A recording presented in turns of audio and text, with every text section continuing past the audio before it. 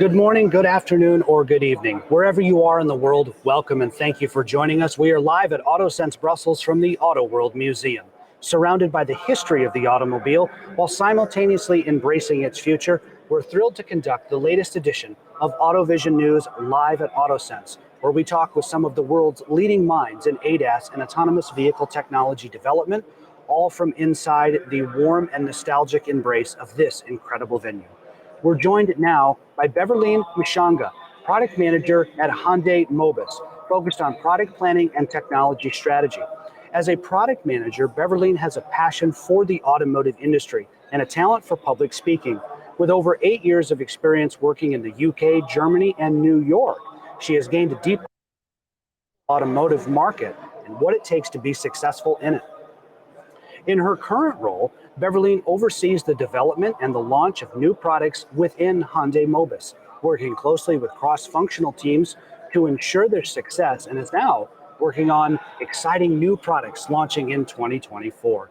Berveleen is also an active member of the Women Automotive Network and is the founder of WOISE, which is like WISE. This is WOISE, W-O-I-S-E, which stands for Women in STEM Empowerment, where she serves as a mentor to young women who aspire to or who are currently working in the automotive and technology fields. Berveleen, a joy to have you. Welcome. Thank you so much. What an introduction. Wow. Yeah, thank you. Great bio. Let's start at the top of the bio. We'll work our way down. Tell us about your daily role at Hyundai Mobis. What does your typical day look like there? Okay, so my days are versatile. It literally depends on what project is hot at the moment. Sure. And one of my main favorite thing is working with industry experts. So we have a lot of people that contact us that want to share innovations, share ideas with us. So we also get to speak with startups and understand what is happening. And I need to ensure that I personally stay relevant as well, meaning up to date with all the technologies and everything that is being announced. So yes, and also knowing the standards and the regulations. Yes. So yeah. Yes. As today you gave a presentation. Yes. Give us a recap of what you talked about and maybe some of the key learnings that came of that. Yes. So yesterday we spoke about the future of parking innovations, and we addressed consumer pain points, how to overcome them. With vehicles increasing on the road every day, it means parking is limited, time consuming, and frustrating. So as industry makers, we are developing technologies that are addressing these problems and these challenges to make it stress-free and much easier to find parking. Sure. Yes. Sure. In the AutoSens show guide here, yes, we did an interview with you, and there's one quote that I want to focus on. Yes. Because it's awesome. So allow me to read that quote verbatim. Collaboration among various stakeholders within the automotive and technology sector is essential in order to gain access to expertise, move innovations forward and faster, while maintaining interoperability. A quote from you in our AutoSens show guide with the interview we did with you before Brussels here.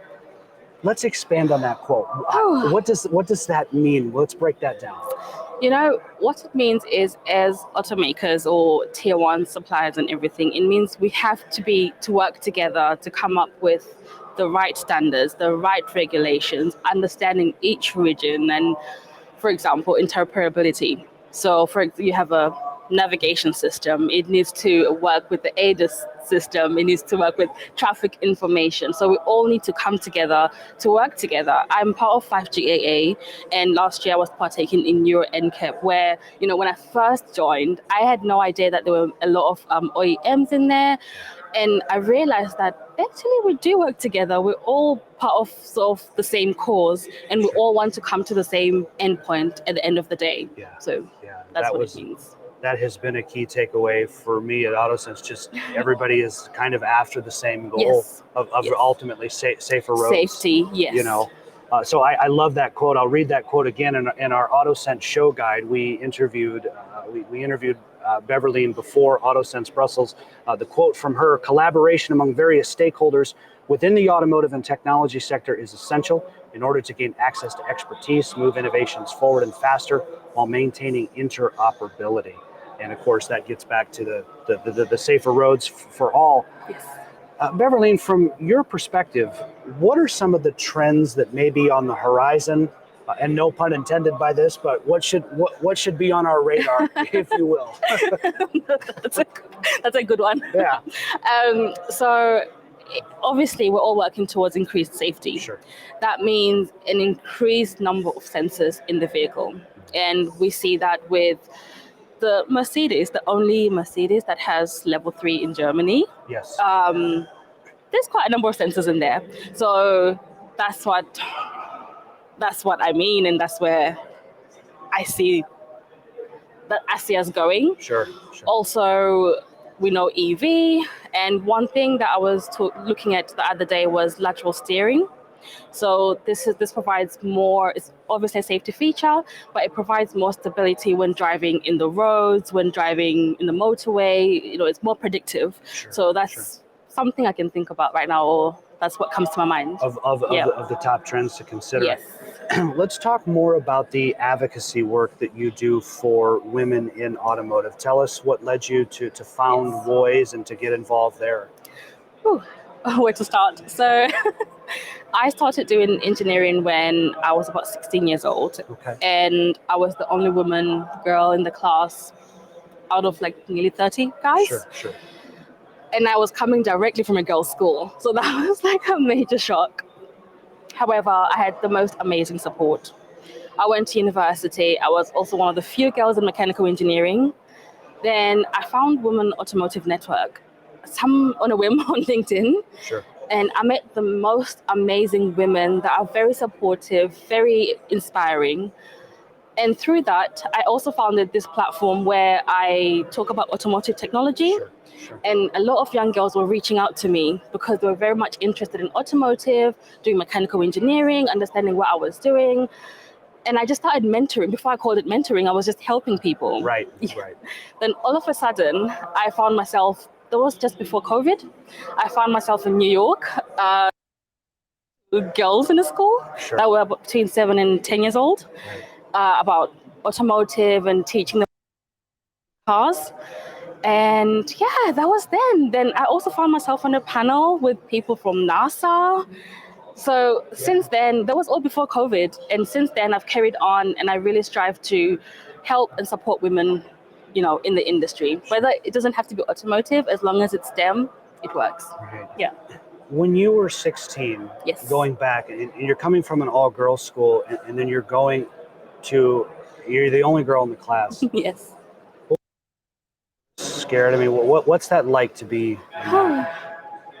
The first time I was definitely scared, and my dad is also an engineer. Okay. So I really had the support of my parents, and my mom was there with me. She was like, you can do this. And I also had this teacher called Mr. Woods. Okay. I'm going to find him and send him this. Yes. But Mr. Woods really, really supported me, and he would take the extra time to help me to understand and just tell me that, Bev, you're a leader. You can do this. You got this. So in the end, I was part of the Formula Student, and we used to go to racing tracks, and we had our own little car that we built. And so that was, I think I had an amazing time. I had an amazing time. Right. Yeah.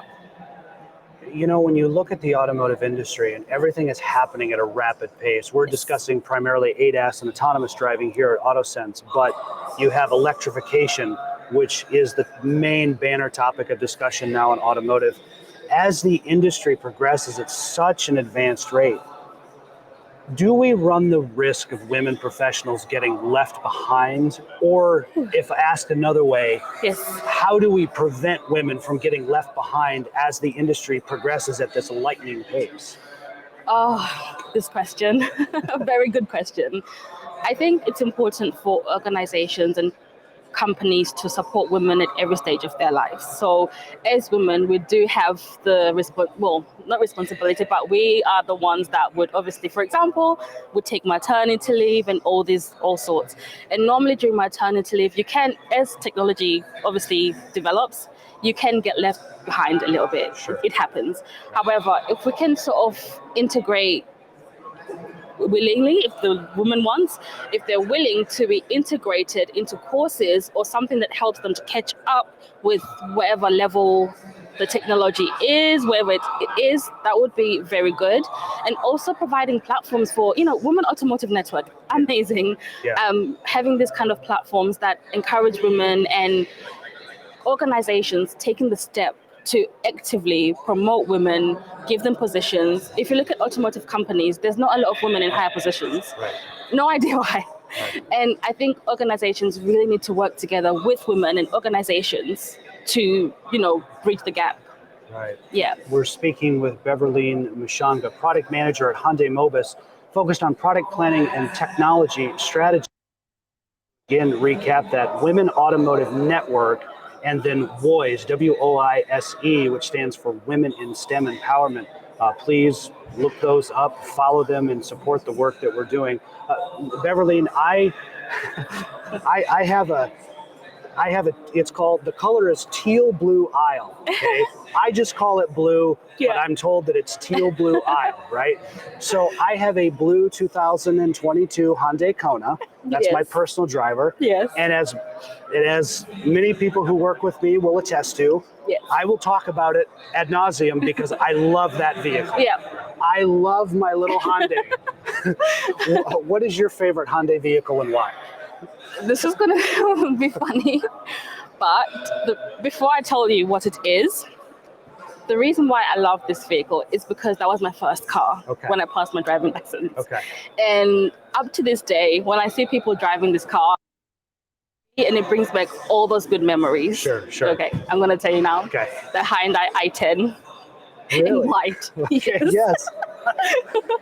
Yeah, you would not have expected that, would you? Not at all. No. Not at But it's because of the amount, it's the memories that come back, and it just feels really good. And that was before I even worked for, Hyundai Mobis. So it's really, my favorite car. I think the memories are so important. Yeah.